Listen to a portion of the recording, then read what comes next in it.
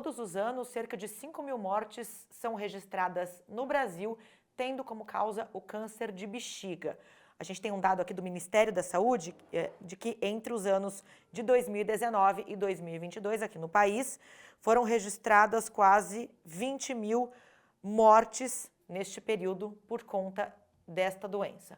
Para falar sobre diagnóstico, tratamento, a gente recebe aqui no programa, em formato virtual pela TV e Rádio Câmara Bauru, o Dr. José Roberto Colombo Júnior.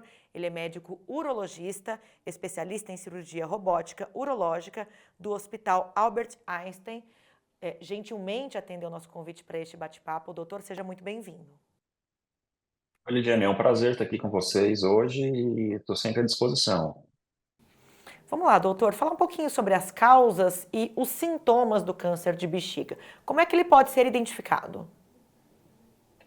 O câncer de bexiga é um tumor bem relevante hoje aqui no Brasil e os principais fatores de risco que a gente conhece para o tumor de bexiga, o principal é de longe o tabagismo, tá bom? O tabagismo, ele representa mais de 50% dos pacientes que têm câncer de bexiga, eles apresentam tabagismo em alguma fase da vida, tá bom?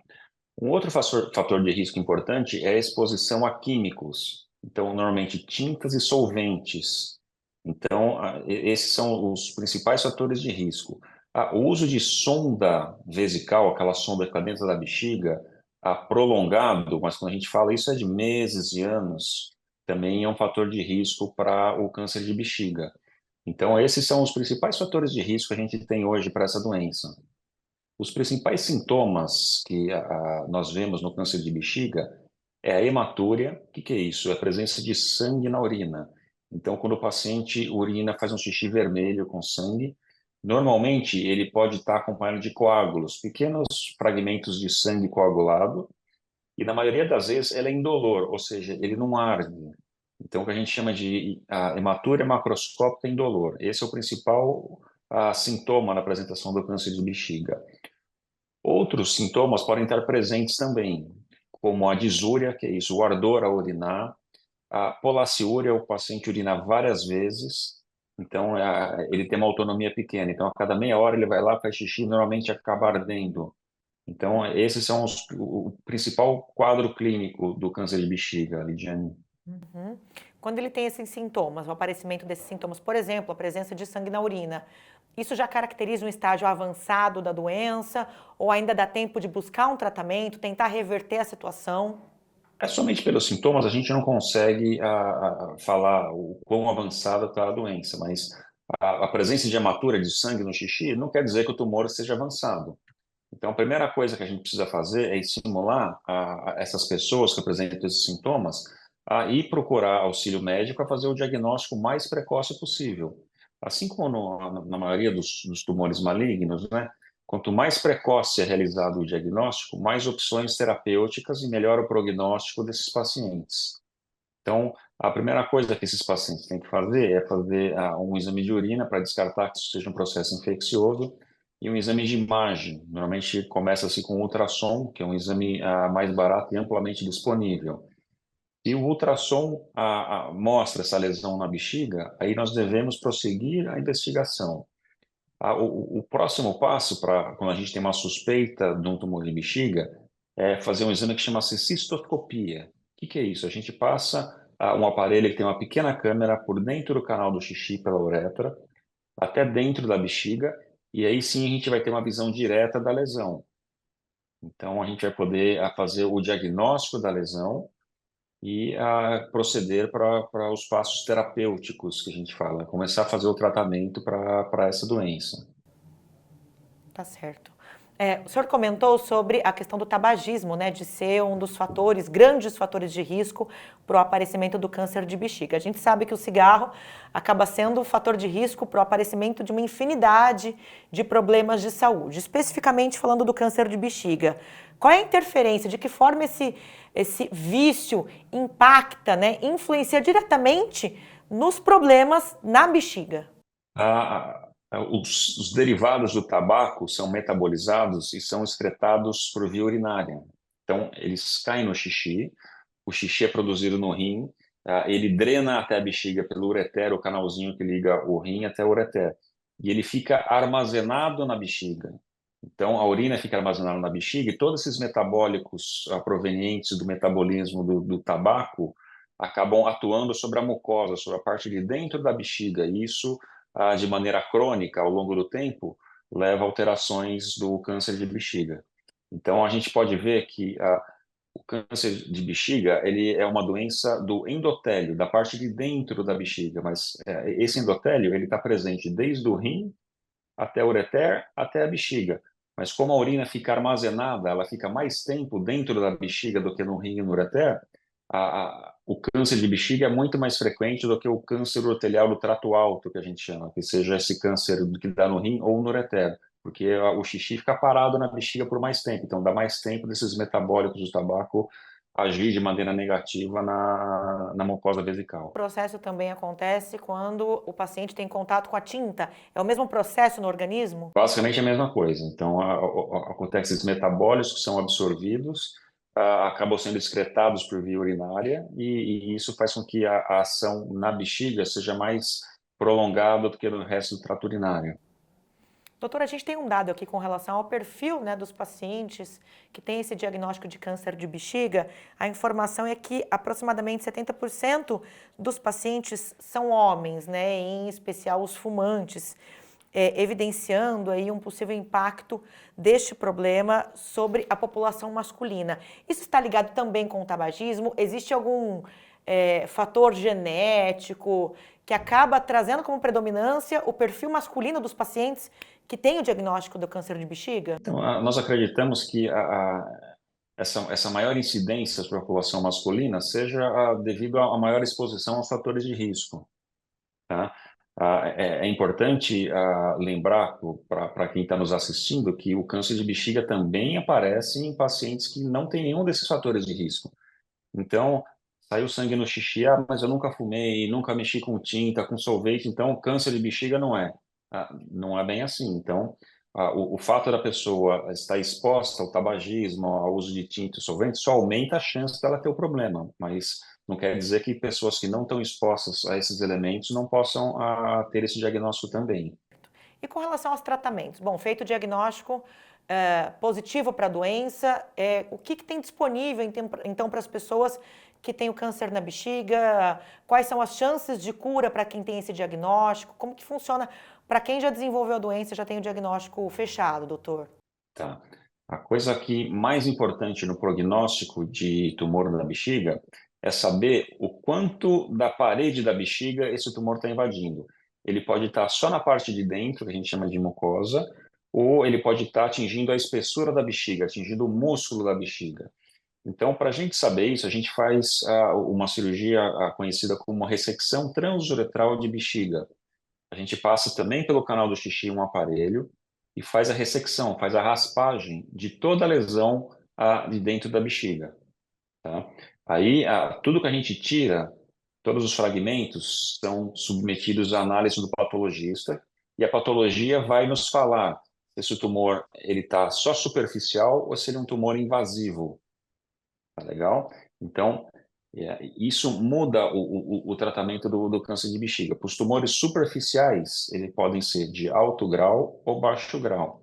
Normalmente, os tumores superficiais de baixo grau, apenas a ressecção e o segmento já são suficientes para controlar a doença. Para os tumores de alto grau ou aqueles tumores que são maiores que 3 centímetros, a gente usa uma quimioterapia intravesical. Então, a gente instila, coloca dentro da bexiga uma quimioterapia que chama-se onco-BCG. E isso faz com que diminua a chance do problema voltar, tá bom? Para aqueles pacientes agora que aquela ressecção inicial mostrou que o tumor está invadindo a parede da bexiga, está invadindo a muscular, então nós temos basicamente duas opções. A opção que nós temos mais dados na literatura é que a gente chama da cistectomia radical, é a retirada da bexiga. Quando a gente retira a bexiga, obviamente, a gente precisa criar uma alternativa para a gente eliminar o xixi. Então, a gente pode fazer ou uma nova bexiga, uma neobexiga, utilizando-se partes do intestino, ou a gente faz um conduto A gente faz só um trajeto que o xixi acaba saindo como se fosse uma colostomia de xixi. Então fica uma bolsinha de xixi. Então a gente tem essas duas opções: ou faz uma bexiga nova ou faz apenas um canal para o xixi sair do nosso corpo. Então, a cistectomia é uma cirurgia muito complexa, porque não é só retirar a bexiga, mas tem que a gente criar uma alternativa para a gente fazer a saída do xixi do nosso corpo, tá bom? Uma segunda opção para esses tumores invasivos é o tratamento trimodal, que a gente chama. Trimodal porque engloba três modalidades de tratamento. Então, a gente faz de novo aquela ressecção da cicatriz de onde estava o tumor, para ter certeza que não sobrou nada. Aí a gente faz uma quimioterapia sensibilizante, que a gente diz, para aumentar o efeito da radioterapia. Então, essa terapia trimodal são para aqueles pacientes que ou não têm condição clínica, pacientes mais idosos, pacientes cardiopatas, de aguentar uma cirurgia de grande porte, como é a cistectomia, ou para aqueles pacientes que se negam a retirar a bexiga. Então, a gente tem esses dois tratamentos para esses tumores que são mais invasivos. Para os tumores metastáticos, que são isso? São tumores que não estão só na bexiga, eles já estão em alguma outra parte do corpo. Pode ser linfonodo, pode ser fígado, pode ser pulmão. Aí sim, faço o tratamento sistêmico através da quimioterapia ou imunoterapia, para tentar atingir todas essas células do câncer de bexiga que estão fora da bexiga e tentar controlar a doença o maior tempo possível. Doutor, para esses pacientes que, enfim, precisam passar pelo procedimento cirúrgico, né? E aproveitando que o senhor é especialista em cirurgia robótica, a tecnologia nos últimos anos tem colaborado, contribuído para que não só esses procedimentos sejam mais eficazes, mas também a recuperação seja menos dolorosa? Tem sim, Liliane. É muito importante a gente frisar hoje que a gente consegue utilizar a tecnologia robótica para realizar a cistectomia, para para realizar a retirada da bexiga. Então, essa tecnologia faz com que as cirurgias sejam menos mórbidas, sejam menos agressivas para esse paciente. Então, é uma cirurgia que vai sangrar menos, ele vai ficar menos tempo internado, ele vai ter uma recuperação mais rápida e vai voltar mais rapidamente às atividades habituais. Então, a gente consegue hoje utilizar-se dessa tecnologia para que a cirurgia seja tão eficiente quanto era a cirurgia convencional, mas associada a uma morbidade, uma agressividade menor para que os pacientes se recuperem o mais rápido possível. Perfeito. E como fica a qualidade de vida desse paciente que, enfim, acaba tendo que retirar a bexiga, remover a bexiga, contar aí com uma bexiga nova? É possível viver de forma, entre aspas, normal? Ele passa a ter uma vida com restrições? Como é que fica o depois nesse caso? Então, o pós-operatório desses pacientes que evoluem com a retirada da bexiga, eles podem fazer praticamente todas as atividades. É importante a gente lembrar que mesmo os pacientes, quando a gente vai comparar os pacientes que são submetidos a uma reconstrução da bexiga e comparamos com aqueles que têm só um conduto ileal, que tem aquela bolsinha de xixi, a qualidade de vida deles são bem similares, tá bom? Então, é normal, é esperado que esses pacientes possam fazer praticamente todas as atividades do dia a dia, atividades esportivas, depois dessa cirurgia. Então, não é que ele vai ficar limitado e vai ter uma qualidade de vida ruim, muito pelo contrário. Doutor, só para a gente finalizar aqui, falar um pouquinho sobre a prevenção, né? Além desses fatores que são fatores de risco, tabagismo, contato com esses produtos químicos mais fortes, né? Alimentação, atividade física, como o senhor comentou agora, tudo isso de uma certa forma acaba contribuindo ou não para que esse paciente se previna de um diagnóstico como esse.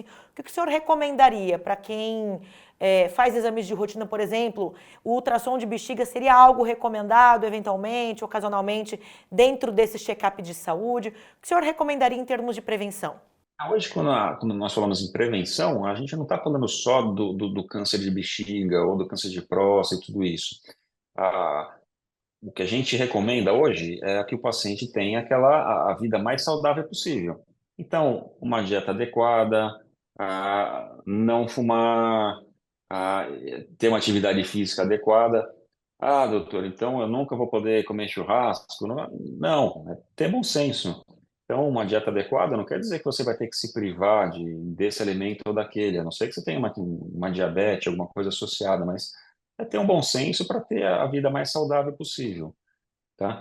E quando a gente fala em qualquer tipo de câncer, a prevenção em si, a gente não consegue prevenir a maioria dos tumores, a não ser câncer de pulmão, essas coisas que dependem de fatores de risco, como o tabagismo e tudo isso. Mas o que a gente tenta fazer é um diagnóstico precoce, Lidiane. Por quê? Fazendo um diagnóstico precoce, seja do câncer de bexiga, câncer de próstata, câncer de rim ou qualquer outro tipo de câncer, nós teremos muito mais opções terapêuticas e melhor chance de curar esse paciente do que quando o diagnóstico é realizado de maneira mais tardia. No caso do câncer de bexiga, aquele hábito ruim que principalmente as mulheres têm, né? Acabar segurando a vontade de fazer o xixi, acabar segurando a urina, demorar para usar o banheiro. Isso também acaba funcionando como um fator de risco, agravando de alguma forma, doutor, uma situação como essa? Principalmente para aquelas mulheres que têm o hábito do tabagismo, isso pode piorar, mas de maneira. Porque o xixi vai ficar retido dentro da bexiga por mais tempo, então esses metabólitos vão estar machucando a parede da bexiga por mais tempo. Então, o ideal é que a cada, no máximo, 3, 4 horas, essa mulher acabe esvaziando a bexiga para que ela não fique armazenada por muito tempo. E é importante lembrar que esse xixi represado lá também é um fator de risco para infecção urinária de repetição. Então, para aquelas mulheres que têm cistite de repetição, não é ideal ficar longos períodos segurando o xixi com a bexiga cheia. Excelente, as orientações aqui do Dr. José Roberto Colombo Júnior, que é médico urologista, especialista em cirurgia robótica urológica do Hospital Albert Einstein, gentilmente aceitou o nosso convite para este bate-papo, falando um pouquinho sobre diagnóstico, tratamento, sintomas, causas do câncer de bexiga, além, é claro, de prevenção. Doutor, mais uma vez, muito obrigada pela sua participação, pelos esclarecimentos todos aqui para a gente. Eu que agradeço o convite e a atenção de vocês, Lidiane. Aproveito para agradecer você também que nos acompanhou pela TV e Rádio Câmara e lembro que este conteúdo fica disponível para você acessar em qualquer momento pelo nosso canal no YouTube. Procure lá o TV Câmara Bauru. Até a próxima!